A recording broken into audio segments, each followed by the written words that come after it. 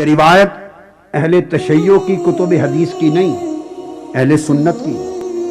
راوی ہیں دوسرے حضرت عمرو بن سعید ایک صحابی، اور ایک میں اصول حدیث کی بات کر رہا ہوں، اور لینے والے امام ابن حجر عسقلانی جیسے محدث ہیں جو فن حدیث میں اہل سنت کے ہاں جرح و تعدیل میں اسماء رجال میں سب سے بڑے امام ہیں۔ اسماء رجال میں انہوں نے تک لیا ہے کیا؟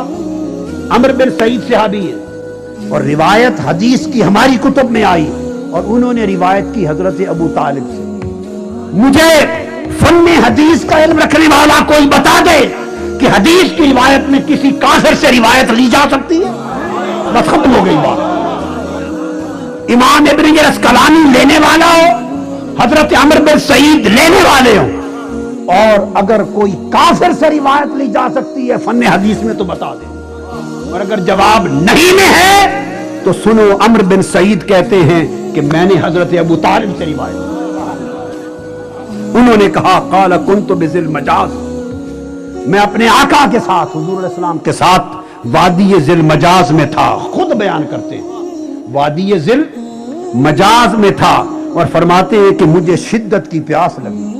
ہائے ہائے ہائے، حضرت ابو طالب کہتے ہیں مجھے شدت کی پیاس لگی، اور پیاس شدت کی تھی تو میں نے حضور سے عرض کی، میرے پیارے حبیب مجھے بڑی شدت کی پیاس لگی ہے اور پانی نہیں مل رہا کہیں سے۔ ہر طرف دیکھا، آقا پریشان ہو گئے، طرف اٹھے، میرے چچا کو پیاس، میرا چچا پیاسا ہے۔ یہ وہ تاجدار کائنات ہیں کہ حضرت عباس، آپ کو معلوم ہے جب اس طرف آئے تھے چچا، اور ایک قانون کے مطابق سب قیدیوں کے ساتھ برابر کا سلوک تھا، اسی طرح ہے نا غزوہ بدر کی بات، انہیں بھی رسیوں کے ساتھ باندھا گیا تھا سب کی طرح، اور جب باندھا گیا تھا تو رسیوں کی وجہ سے ساری رات کھڑے رہے تھے، چونکہ سب کے لیے ایک ہی قانون تھا، تو تھوڑی تھوڑی آواز ان کی نکلتی تھی بے آرامی اور رسیوں کی تکلیف سے۔ اور صبح اٹھے، میرے آقا کی چشمان مقدس سوجی ہوئی تھی۔ صحابہ نے پوچھا یا رسول اللہ آنکھیں کیوں سوجی؟ فرمایا ساری رات سو نہیں سکا۔ کیوں نہیں سو سکے میرے آقا؟ اس لیے کہ چچا عباس جو رسیوں سے باندھا ہوا تھا، اس کی کڑھانے کی آواز آتی تھی اور میں سو نہیں سکتا تھا۔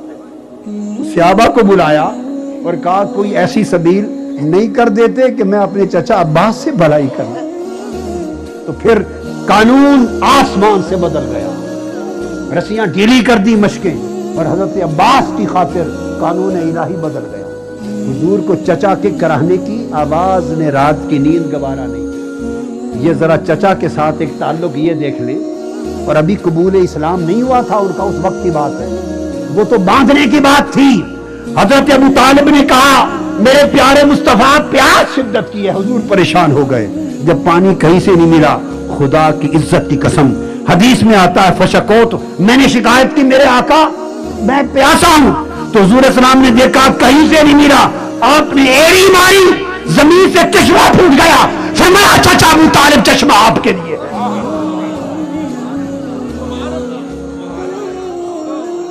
ایڑی سے چشمہ نکال کے چچا کو پانی پلایا۔ واقعہ تو محدثین بیان کر گئے، ہر کوئی بیان کر گیا، مگر جو راز اس سے میری سمجھ میں آیا وہ یہ کہ وہ تاجدار کائنات جو دنیا میں ایک لمحے کی پیاس ابو طالب کی گوارا نہیں کرتا، جو دنیا میں ایک لمحے کی دنیاوی پیاس جس مصطفیٰ کو گوارا رہی ہے، اور ایک غیرت ایمانی سے پوچھو اسے آخرت میں ابو طالب کی پیاس گوارا ہوگی؟